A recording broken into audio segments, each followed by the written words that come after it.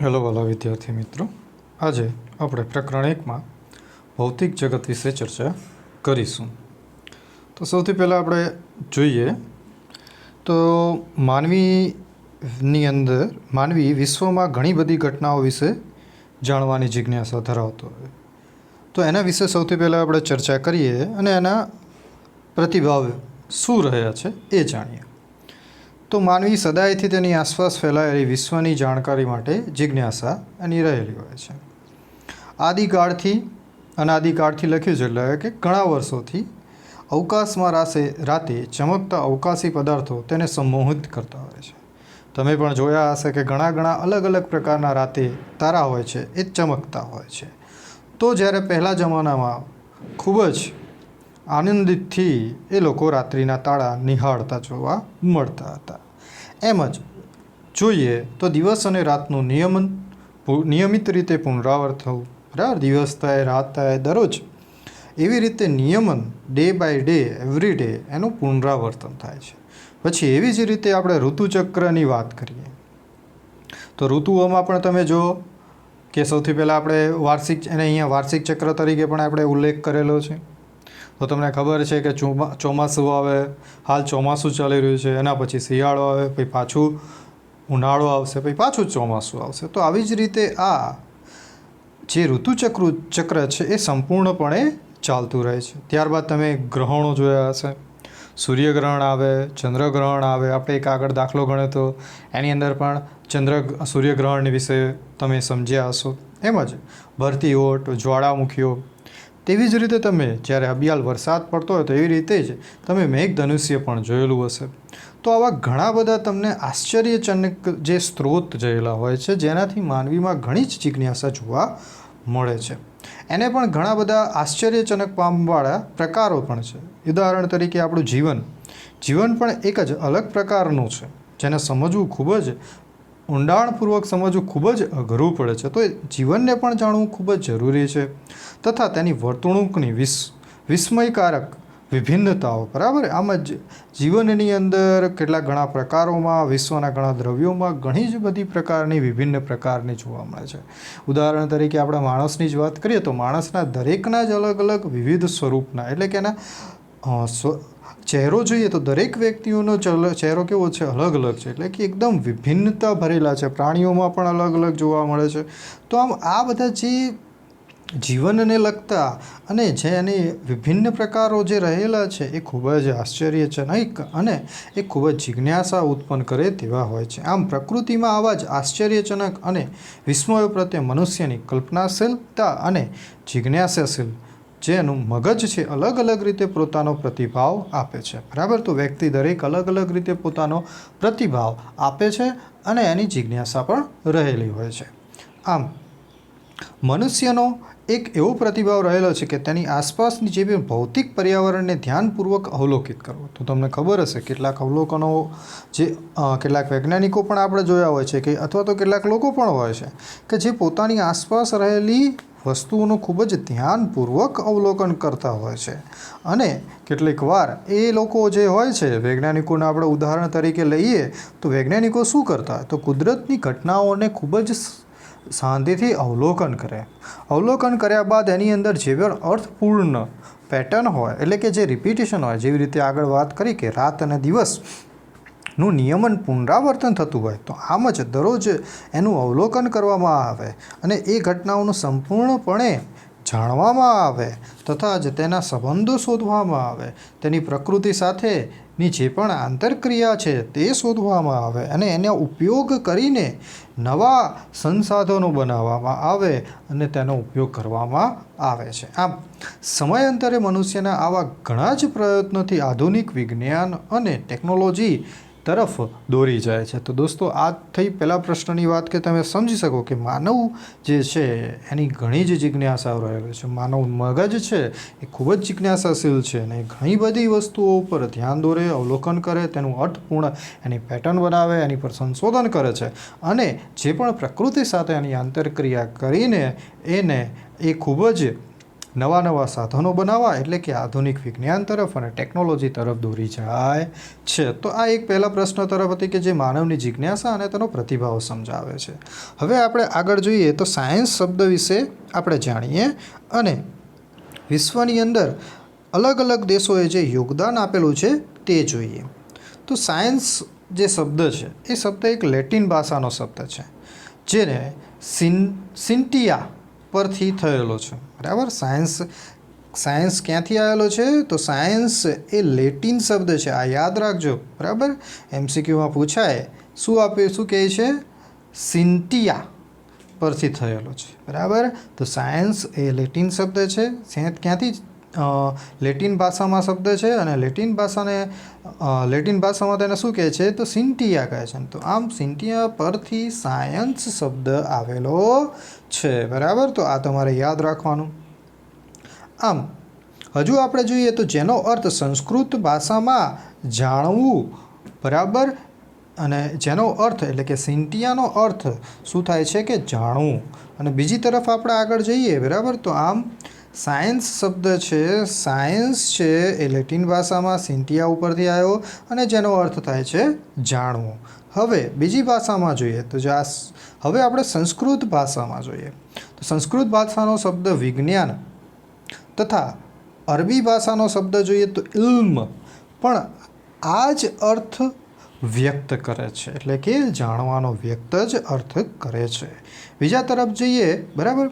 તો સંસ્કૃત ભાષાનો શબ્દ વિજ્ઞાન અને અરબી ભાષાનો શબ્દ ઇલ્મ પણ આવો જ અર્થ એટલે કે એ શું વ્યક્ત કરે છે? જેનો અર્થ જ્ઞાન થાય છે. તો આમ આ અર્થમાં વિજ્ઞાન માનવ જાતિ જેટલું જ પ્રાચીન છે. બરાબર કે નહીં? તો આપણે 3 ભાષા જોઈ.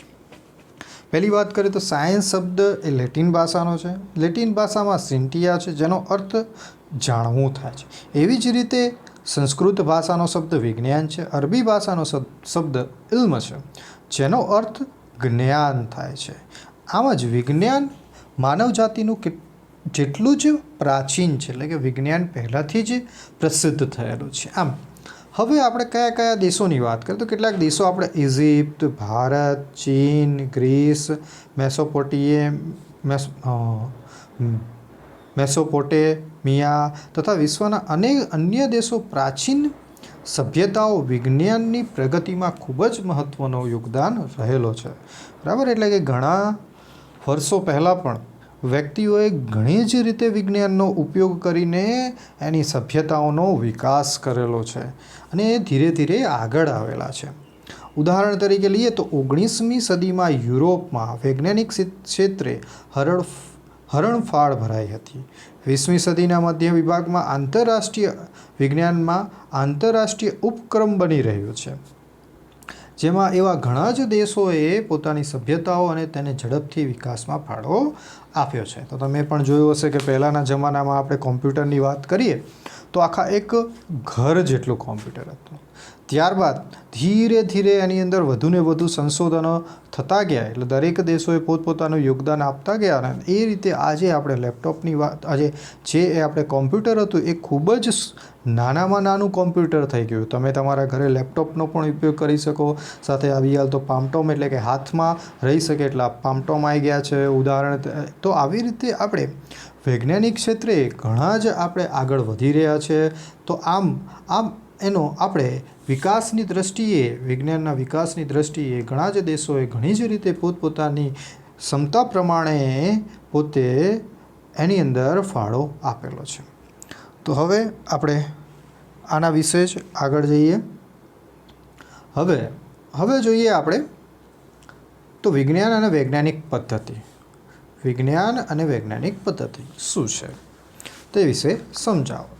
તો કુદરતની ઘણી ઘટનાઓને શક્ય તેટલી ઊંડાણપૂર્વક તેમજ વિસ્તૃત સમજવા માટે કરવામાં આવતી સુવ્યવસ્થિત પ્રયત્ન એટલે કે વૈજ્ઞાનિક પદ્ધતિ. બરાબર. કુદરતની અંદર ઘણી બધી ઘટનાઓ થાય છે. અભ્યાલ આપણે આગળ વાત કરીએ એવી જ રીતે ભરતી, ઓટ, ઋતુચક્ર, દિવસ રાત તો એવી જ્વાળામુખી, બરાબર, મેઘધનુ એ બધી ઘણી જ બધી ઘટનાઓ જે કુદરતી છે એનો વિસ્તૃત અને ઊંડાણપૂર્વક વિસ્તૃત અને ઊંડાણપૂર્વક સમજવા માટેની જે સુવ્યવસ્થિત પદ્ધતિ છે એ પદ્ધતિને આપણે શું કહીશું? વૈજ્ઞાનિક પદ્ધતિ કહેવામાં આવે છે.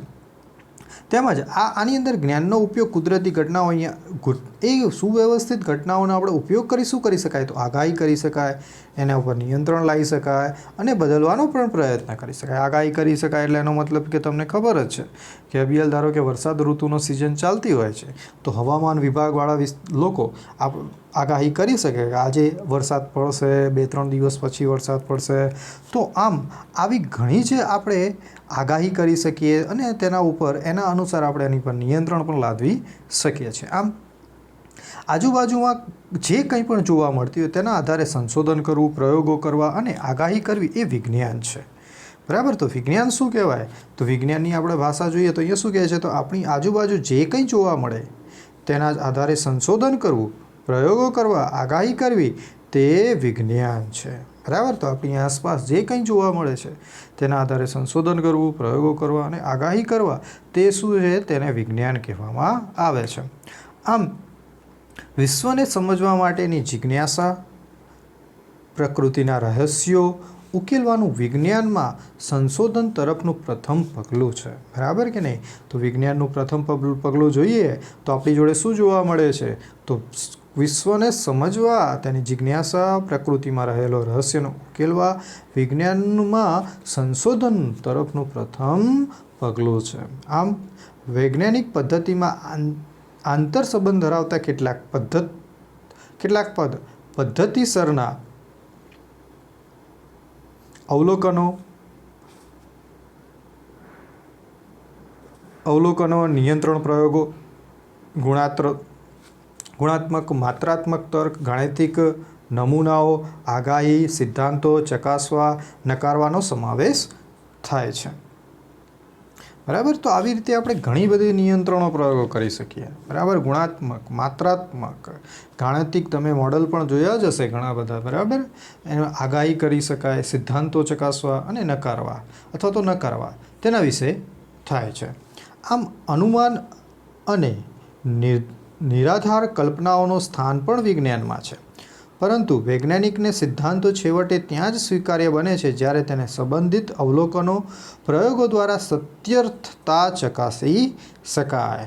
આમ પ્રકૃતિ અને વિજ્ઞાનની પ્રવિધિઓ માટે ઘણા જ તાર્કિક વિવાદો છે જે ચર્ચા અત્રે કરવાની આવશ્યકતા નથી, એટલે કે તેના વિશે હાલ આપણે જાણવાની જરૂરિયાત નથી. તો આમ વૈજ્ઞાનિક પદ્ધતિની અંદર આપણે ઘણી બધી આપણે વસ્તુઓ કરી શકીએ. અવલોકનો, નિયંત્રણો કરો, ગુણાત્મક તર્ક લેવા, માત્રાત્મક તર્ક લેવા, ગાણિતિક નમૂનાઓ, આગાહી કરવી, સિદ્ધાંતો ચકાસવા, નકારવા. આમ અનુમાન નિર્ધારિત કલ્પનાઓને પણ અહીંયા સ્થાન આપ્યું છે. વૈજ્ઞાનિકના સિદ્ધાંતો છેવટે તો ત્યારે જ સ્વીકાર્ય બને જ્યારે સંબંધિત અવલોકનો અથવા તો પ્રયોગો દ્વારા સત્યાર્થતા ચકાસી શકાય. બરાબર. આપણે એક સિદ્ધાંતની તમને વાત કરીએ તો તમને ખબર હશે, ગુરુત્વાકર્ષણનો સિદ્ધાંત. બરાબર કે નહીં? એની આપણે યથાર્થતા અને એના અવલોકનની જ વાત કરીએ તો કોઈ પણ પદાર્થ હોય એને આપણે પહેલા માળેથી ધારો કે પદાર્થને તમે નીચે ફેંકો તો હંમેશા જમીન પર જ આવે છે. એવું ધારો કે આપણા દેશમાં થતું હોય અથવા તો આપણે અહીંયા થઈ રહ્યું હોય. હવે એ જ તમે અમેરિકામાં લઈને જાઓ અને ત્યાંથી એક માળ ઉપરથી એ જ વસ્તુને જમીન ઉપર ફેંકો તો એ જમીન ઉપર જ જાય છે. તો આ એક સિમ્પલ ગુરુત્વાકર્ષણની તમે સત્યર્થતા એની ચકાસવી હોય તો તમે તમારી રીતે પણ તમે પ્રયોગો કરીને તેની સત્યતા ચકાસી શકો. એટલે કે વિશ્વની અંદર સમગ્રમાં દરેક જગ્યાએ એ પ્રયોગ એકદમ પરફેક્ટ એટલે કે સાચો હોવો જોઈએ. તો જ એ વિજ્ઞાનની દૃષ્ટિએ એ સિદ્ધાંત બને છે. તો આવી રીતે આપણે વૈજ્ઞાનિક પદ્ધતિની અંદર આવા ઘણા જ પ્રયોગો કરવામાં આવે છે. ઓકે. હવે આગળ તરફ જઈએ.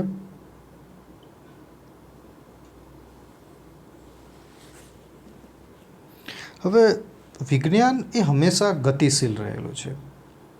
વિજ્ઞાન હંમેશા ગતિશીલ છે. તો એના વિશે આપણે સમજૂતી જોઈએ. તો અભિયાલ આપણે ગુરુત્વાકર્ષણના સિદ્ધાંતની વાત કરીએ. એવા ઘણા બધા સિદ્ધાંતો છે. તમે 11-12મા ધોરણની અંદર આવા ઘણા બધા સિદ્ધાંતો તમારો અભ્યાસ કરવાનો રહેલો છે. તો આ એક માહિતી સ્વરૂપમાં છે આ, બરાબર. તો ખાસ આ જોઈએ આપણે ધીરે ધીરે આની અંદર જે સમજવા જેવું હોય એ વધારે સમજીશું. હવે સિદ્ધાંત અવલોકન એટલે કે પ્રયોગો એકબીજા સાથે આંતરક્રીડા વિજ્ઞાનની પ્રગતિનો મુખ્ય આધાર છે, બરાબર. અવલોકનો કરવા, સિદ્ધાંતો કરવા, આ બધા જ વિજ્ઞાનના એક પાસા સ્વરૂપમાં આપણે લઈ શકીએ. અને વિજ્ઞાન હંમેશા ગતિશીલ છે. તો વિજ્ઞાનમાં કોઈ પણ સિદ્ધાંત અંતિમ હોતો નથી. વૈજ્ઞાનિકોમાંથી કોઈ પણ નિર્વિવાદિત સત્તા હોતી નથી. જેમ જેમ અવલોકનોની વિગતો અને ચોકસાઈમાં સુધારો થતો જાય છે અથવા તો પ્રયોગો દ્વારા નવા નવા પરિણામો પ્રાપ્ત થતા જાય, તેમ તેમ સિદ્ધાંતોમાં જરૂરી હોય તો તેમાં ફેરફાર કરીને પણ તેમને સમજાવવો જોઈએ. તો આ ખૂબ જ અગત્યની વસ્તુ છે, બરાબર.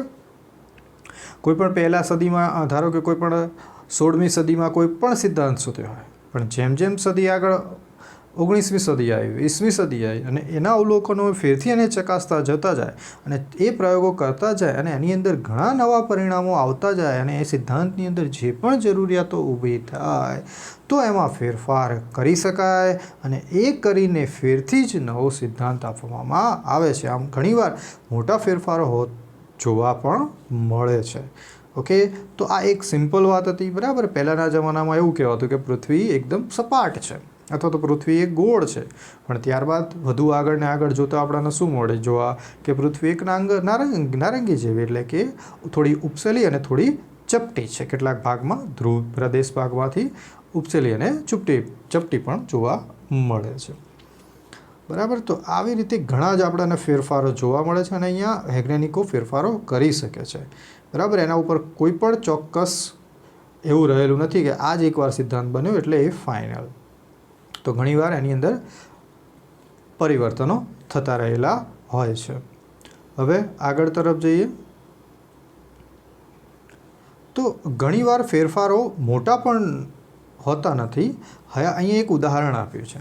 અહીંયા ઉદાહરણમાં શું આપેલું છે કે ટાઇકો બ્રાહે, અહીંયા દેખો 15 અને 16મી સદી, એટલે કે 1546થી 1601 દ્વારા સુધી ગ્રહોની ગતિ સંબંધિત એકત્રિત કરેલી વિસ્તૃત માહિતીનું, એટલે કે તમે સમજી શકો કે આ આપણે ગુરુત્વાકર્ષણના ચેપ્ટરમાં આના વિશે આપણે સંપૂર્ણ માહિતી મેળવીશું.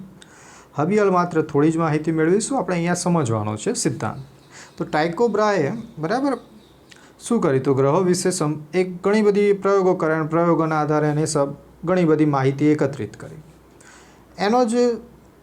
એના પછી કોઈક બીજો વૈજ્ઞાનિક આવ્યો, બરાબર, જોહાનિસ કેપ્લર.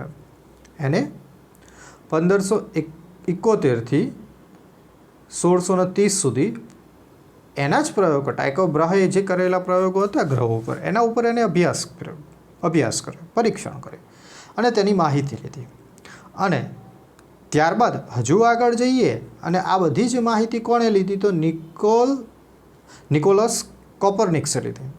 અને એને આ બધી ટાઇકો બ્રાહેની અને જોહાનિસ કેપ્લરની બધી જ માહિતી એકત્રિત કરી અને પોતે જ એક વાદ આપ્યો, જેને આપણે શું કહેવામાં આવે છે સૂર્યનો કેન્દ્રીયવાદ.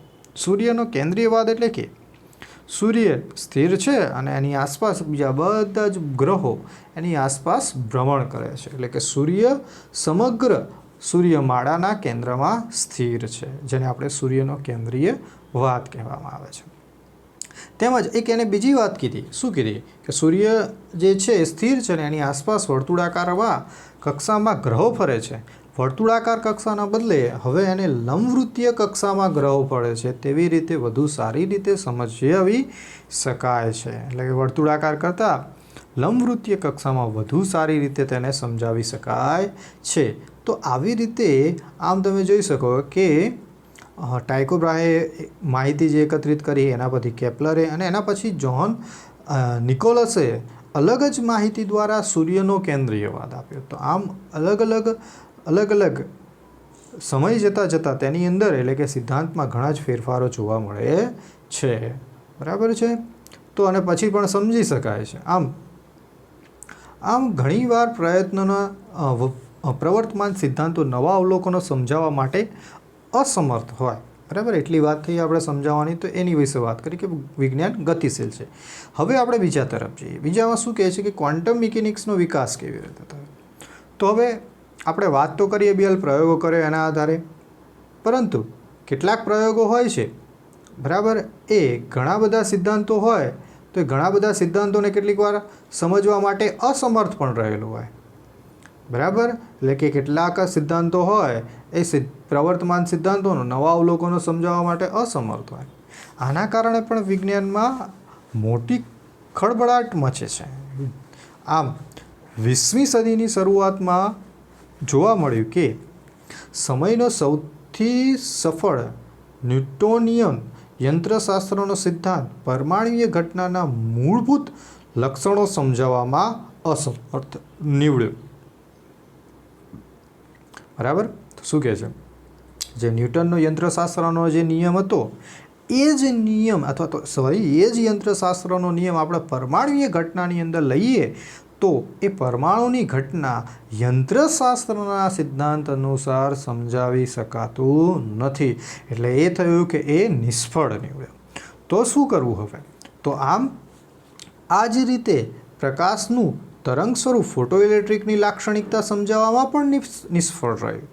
તો પરિણામે આણ્વીય સિદ્ધાંતો સમજવા માટે ધારમૂળથી જ નવા સિદ્ધાંતો એટલે કે ક્વોન્ટમ મિકેનિક્સના સિદ્ધાંતનો વિકાસ થયો છે. બરાબર, તો આ પ્રશ્ન પૂછાય કે ભાઈ ક્વોન્ટમ મિકેનિક્સનો વિકાસ કેવી રીતે થયો? તો સિમ્પલ, અભિયાલ આપણે જેવી રીતે વાત કરીએ એવી રીતે કે ઘણા બધા અવલોકનો સમજાવવામાં, બરાબર, વૈજ્ઞાનિકના સિદ્ધાંતો અસમર્થ રહ્યા.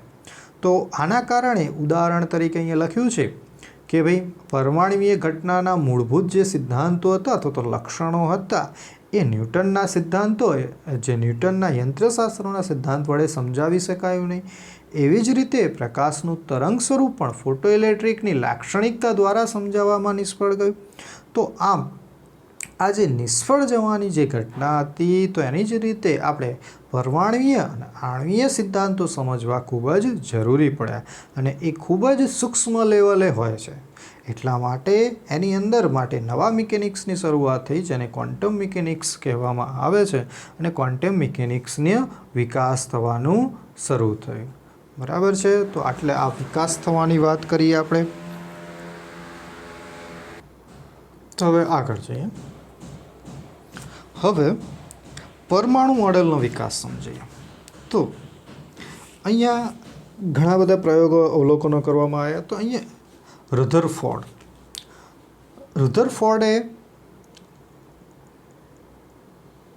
1911માં સોનાના વરખ પર આલ્ફા કણોનું પ્રકીર્ણનના પ્રયોગોના પરિણામ દ્વારા પરમાણુનું મોડલ એટલે કે ન્યુક્લિયર મોડલ પ્રસ્થાપિત કર્યું. તમે આ જે ઘટના છે રધરફોર્ડની એ આખું ધોરણ 12માં ન્યુક્લિયર ચેપ્ટરમાં એના વિશે ડિટેલમાં ચર્ચા કરવામાં આવશે.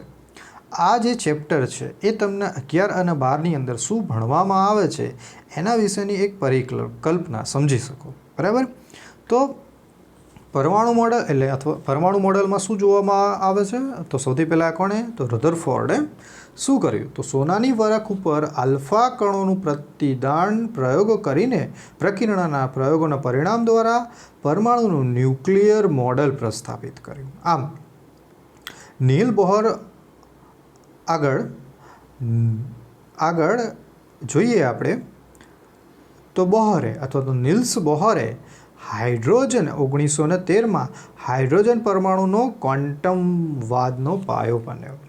બીજી તરફ પોલ ડિરાકે શું કર્યું? તો 1930માં પ્રતિકણનો ખ્યાલ સૌપ્રથમ આપ્યો અને 2 વર્ષ બાદ કાર્લ એન્ડરસને પોઝિટ્રોન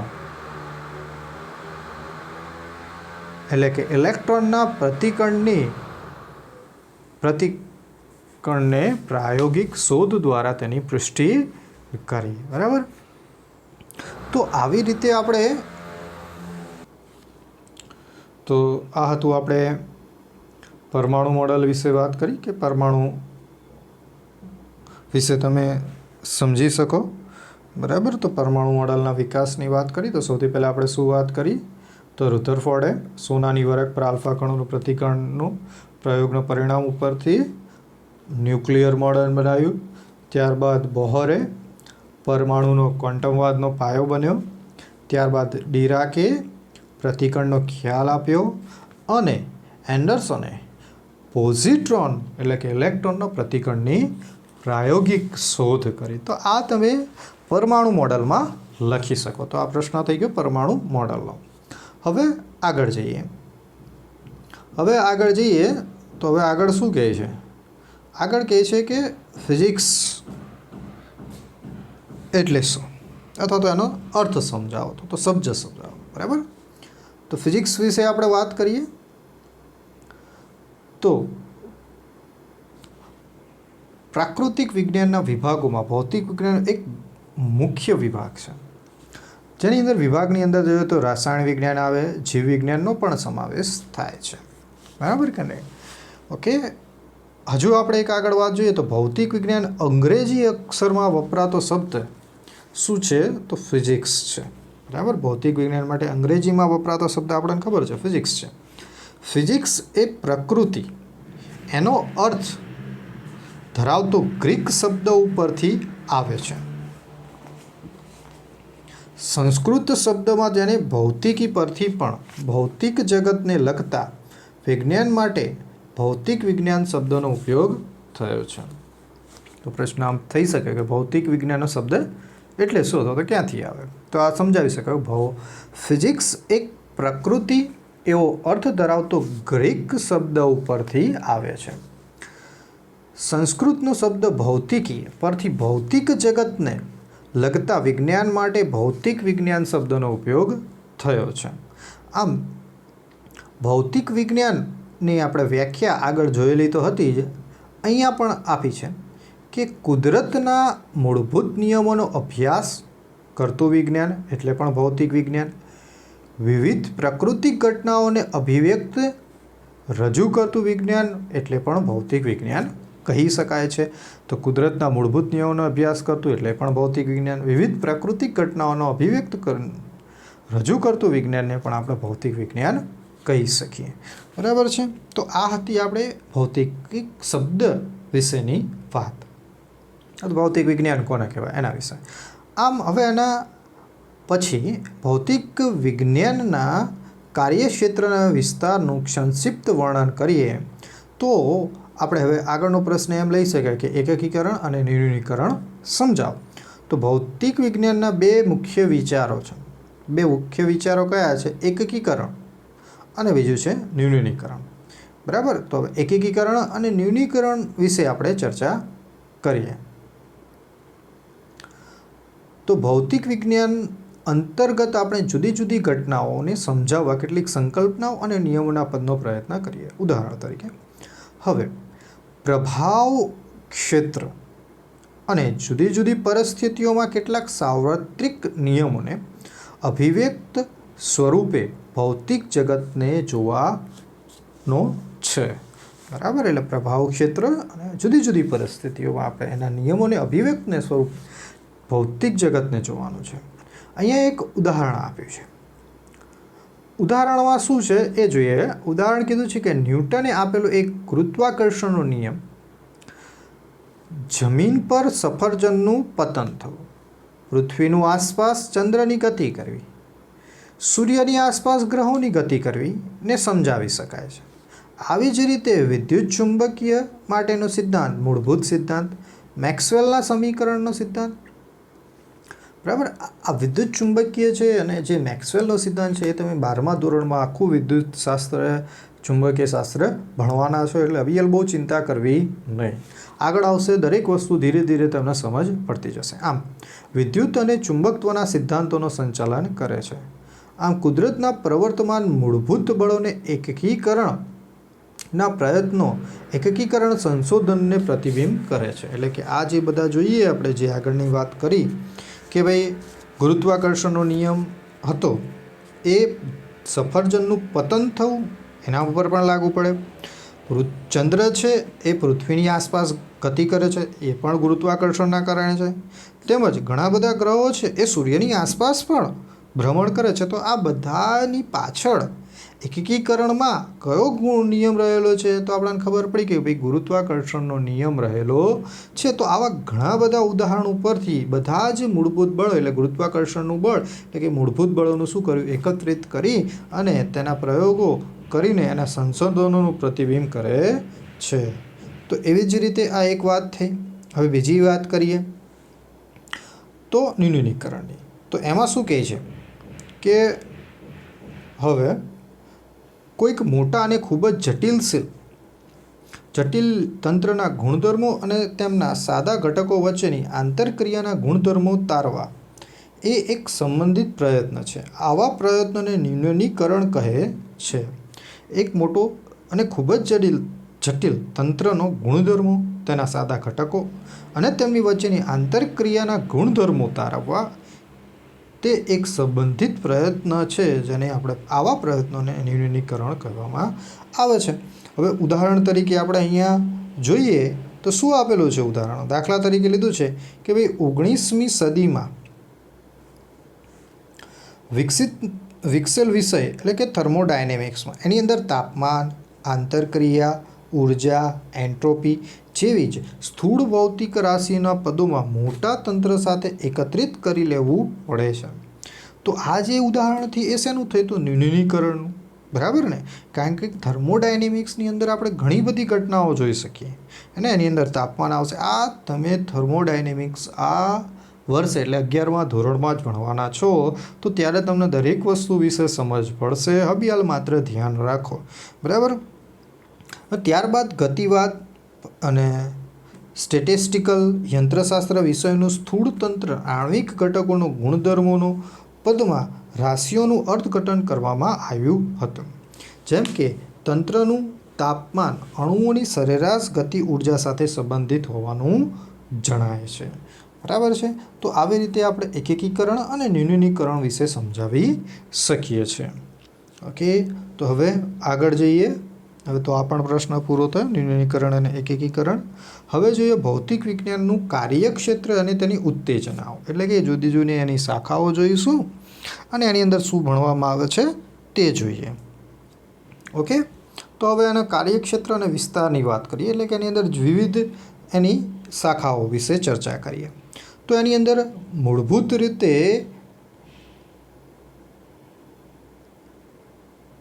રૂપે બે રસપ્રદ પ્રભાવ ક્ષેત્રો છે.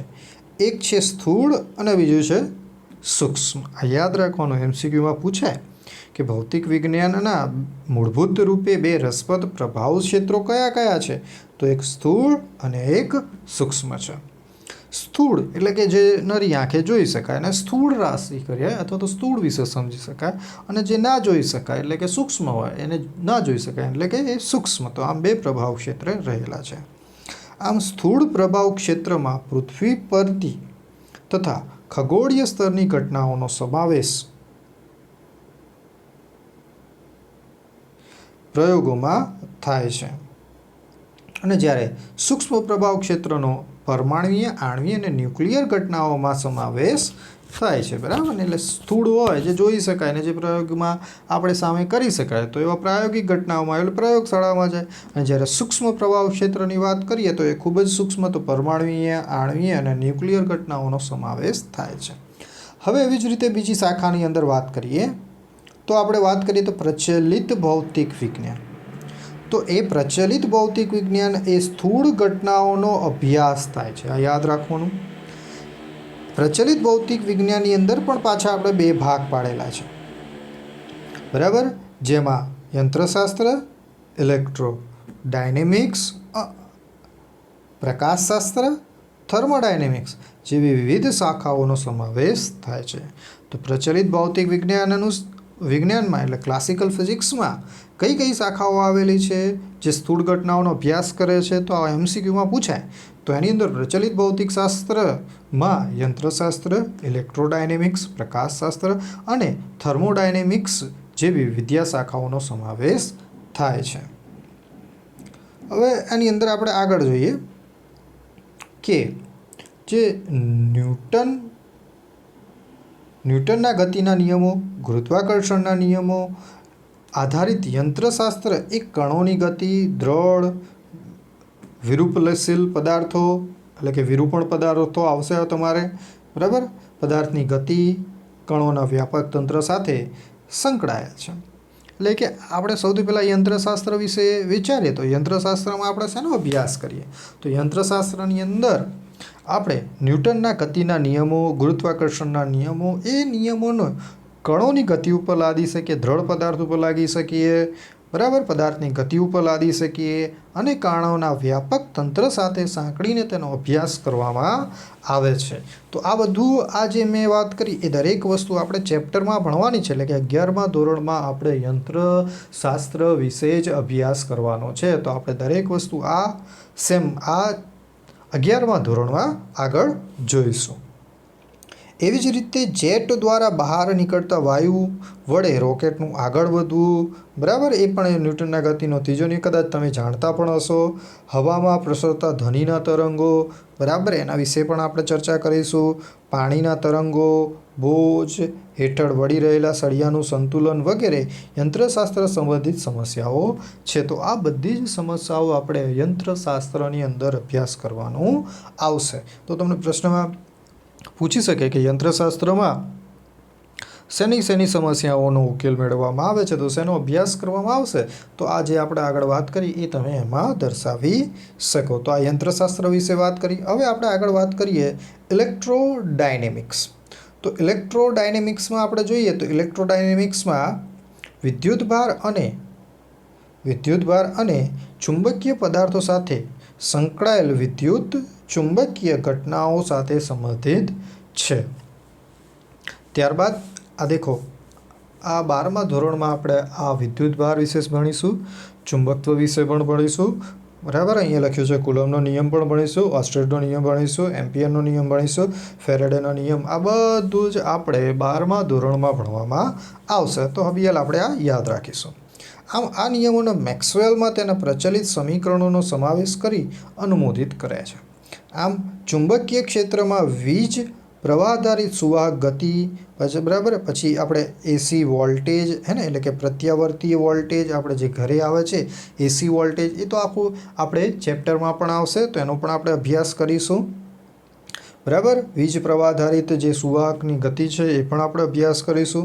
આમ પરિપથની વર્તણૂક, એન્ટિનાની કાર્યપદ્ધતિ, આયનોસ્ફિયરમાં રેડિયો તરંગનું પ્રસરણ, તો આ પણ આપણે જોઈશું. તો આ વગેરેનો સમાવેશ ઇલેક્ટ્રોડાયનેમિક્સમાં થાય છે. તો પ્રશ્ન પૂછાય કે ઇલેક્ટ્રોડાયનેમિક્સમાં શેનો અભ્યાસ કરવામાં આવે છે? તો આપણે જે પણ હાલ વાત કરી વિદ્યુતભાર, ચુંબકીય પદાર્થો સાથે સંકળાયેલ વિદ્યુત અને ચુંબકીય ઘટનાઓ, પછી કુલમ્બનો નિયમ, ઓર્સ્ટેડ, એમ્પિયર, ફેરેડેના નિયમનો અભ્યાસ કરીશું, મેક્સવેલનું જે સમીકરણ મેળવ્યું એ પણ જોઈશું, પછી ચુંબકીય ક્ષેત્રની અંદર વીજ પ્રવાહાધારિત સુવાહકની ગતિ, એસી વોલ્ટેજ, પછી એન્ટિનાની કાર્યપદ્ધતિ, આયનોસ્ફિયરમાં રેડિયો તરંગનું પ્રસરણ, તો આ વગેરે ઇલેક્ટ્રોડાયનેમિક્સમાં જોવા મળે છે. ત્યારબાદ આપણે પ્રકાશશાસ્ત્ર વિશે જોઈએ. તો પ્રકાશશાસ્ત્રમાં પ્રકાશીય ઘટનાઓનો અભ્યાસ થાય છે. આ પણ આપણે આખું ચેપ્ટર આવશે, બરાબર. તો ત્યારે પણ આપણે જોઈશું પ્રકાશશાસ્ત્રમાં 12મા ધોરણમાં આવશે. તો એની અંદર તમે કદાચ માઇક્રોસ્કોપ, ટેલિસ્કોપની કાર્યપદ્ધતિ, પાતળી ફિલ્મ, પ્રદર્શિત રંગો વગેરે પ્રકાશશાસ્ત્રમાં વિષયો રહેલા છે. આમ યંત્રશાસ્ત્રની વિરુદ્ધ થર્મોડાયનેમિક્સમાં સમગ્ર રીતે પદાર્થોને ગતિનો વિચાર કરવામાં આવતો નથી. તંત્રના સ્થૂળ સંતુલન સાથે કામ લઈને બાહ્ય કાર્ય અને ઉષ્માની આપલે દ્વારા તંત્રમાં તાપમાન, આંતરિક ઉર્જા, એન્ટ્રોપી વગેરેનો ફેરફાર કરવામાં આવે છે, એટલે કે ત્યાં વિચારવામાં આવે છે, બરાબર. તો આ ઉપરની જે વાત કરી પ્રકાશીય શાસ્ત્રની અંદર, તો પ્રકાશીય શાસ્ત્રની અંદર આપણે જે જોયું, બરાબર, કે ભાઈ પ્રકાશશાસ્ત્રની અંદર પ્રકાશીય ઘટનાઓનો અભ્યાસ કરવામાં આવે, માઇક્રોસ્કોપ અને ટેલિસ્કોપની કાર્યપદ્ધતિ, પાતળી ફિલ્મને પ્રદર્શિત કરતા રંગોનો પ્રકાશશાસ્ત્રનો વિષય છે. ત્યારબાદ આપણે વાત કરીએ તો થર્મોડાયનેમિક્સમાં. તો થર્મોડાયનેમિક્સની અંદર સમગ્ર પદાર્થોનો વિચાર કરવામાં આવતો નથી. ઓકે, તો માત્ર તંત્રનું સ્થૂળ સંતુલન સાથે કામ લઈને જ બાહ્ય કાર્ય અને ઉષ્માની આપલે દ્વારા તંત્રનું તાપમાન, આંતરિક ઉર્જા, એન્ટ્રોપી વગેરેનો ફેરફારની વિચારણા કરવામાં આવે છે. આમ તમે આ પણ ભણશો થર્મોડાયનેમિક્સમાં, જ્યાં તમે જોશો ઉષ્મા એન્જિન અને રેફ્રિજરેટર. એ પણ આપણા આખું 11મા ધોરણમાં જ આવશે થર્મોડાયનેમિક્સમાં. ત્યારે તમે જોશો આમાં જ રેફ્રિજરેટરની કાર્યક્ષમતા, ભૌતિકી, રાસાયણિક પ્રક્રિયાની દિશા વગેરે થર્મોડાયનેમિક્સમાં અભ્યાસ કરવામાં આવે છે. તો આ દરેક વિશે તમે ત્યાં અભ્યાસ કરવાના છો. ઓકે, તો એ તમે યાદ રાખશો. એમ જ તો આ બધી હતી વાત કરીએ આપણે એની વિવિધ શાખાઓની, જે 4 શાખાઓ વિશે આપણે ચર્ચા કરી. હવે આપણે જોઈએ તો કાર્યક્ષેત્રની અંદર એટલે કે વિસ્તારમાં એને કાર્યક્ષેત્રનો વિસ્તાર, લંબાઈ, દળ અને સમયના સંદર્ભમાં આપણે થોડી ઘણી ચર્ચા કરીએ. બરાબર. તો હવે આગળ જોઈએ તો ભૌતિક વિજ્ઞાનનો સૂક્ષ્મ પ્રભાવ ક્ષેત્રમાં જઈએ તો સૂક્ષ્મ સ્તરે લંબાઈના પણ સૂક્ષ્મ સ્તરે પરમાણુઓ અને ન્યુક્લિયસના સૂક્ષ્મ બંધારણો અને તેની સંરચના, ઇલેક્ટ્રોન, ફોટોન અને બીજા પ્રાથમિક કણો, તેમની આંતરક્રિયા વગેરેનો અભ્યાસ કરવામાં આવે છે. તો સૂક્ષ્મ પ્રભાવ ક્ષેત્રે શેનો અભ્યાસ કરવામાં આવે? આપણે આગળ તો વાત જ કરી હતી, એવી જ રીતે અહીંયા પણ આપેલું કે પરમાણુઓ, ન્યુક્લિયસના દ્રવ્યનું બંધારણ, તેની સંરચના, ઇલેક્ટ્રોન, ફોટોન, બરાબર, અને બીજા પ્રાથમિક કણોની અને તેમની વચ્ચેની આંતરક્રિયાનો અભ્યાસ સૂક્ષ્મ પ્રભાવ ક્ષેત્રે એટલે ભૌતિક વિજ્ઞાનમાં કરવામાં આવે છે. આમ પ્રચલિત ભૌતિક વિજ્ઞાન આ સૂક્ષ્મ પ્રભાવ ક્ષેત્રે સમજવા માટે અપૂરતું છે, જ્યારે સૂક્ષ્મ પ્રભાવ ક્ષેત્રની ઘટનાઓ સમજવા માટે હાલમાં ક્વોન્ટમ સિદ્ધાંત સ્વીકાર્ય છે. વ્યાપક રીતે જોઈએ તો ભૌતિક વિજ્ઞાનની ઇમારતનું સુંદર અને ભવ્ય છે. જેમ જેમ વિષયમાં તમે આગળ વધતા જશો તેમ તેમ વધુ અભિભૂત થતા જશો. તો બરાબર છે. એટલે હજુ આપણે ઘણું જ અભ્યાસ કરવાનો છે અને હાલ ઘણો અભ્યાસ ચાલી રહ્યો છે. જેમ જેમ આગળ વધતા જશો તેમ તેમ વધુ ને વધુ મજા આવશે, એટલે ઘણી જિજ્ઞાસા થશે અને એના આધારે તમને વધુ સમજ પડતી જશે.